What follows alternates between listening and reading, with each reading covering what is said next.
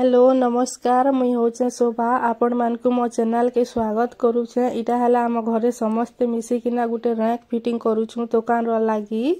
तापरे आमे 3 माह जे इटा दुकान रे इटा रखबार लागी इटा कला जीरा आउ पान धनिया किना इटा पैक करूछु। फास्ट आमे पॉलिथिन मन के भरी देनु ओजन करी करी किना इटा आमे मुड़ी बांधुछु। तापरे आमे कला जीरा सरला परे पान धनिया हंता पैक करमा। इटा देखुन केते गुडा आमे पैक करी देनु।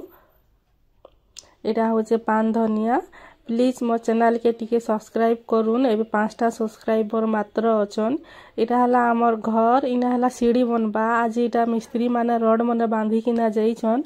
इटा तले तले बांधी छन ऊपर के रड नहीं बांधबा ताली काल के बांधबे बोधे।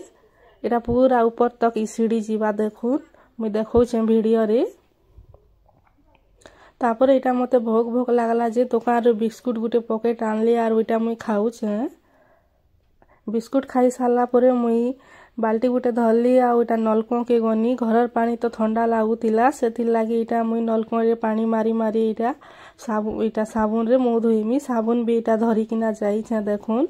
प्लीज मो चैनल के टिके सब्सक्राइब करबे आउ आके मते केनता करी बढ़ाउन। Thank you.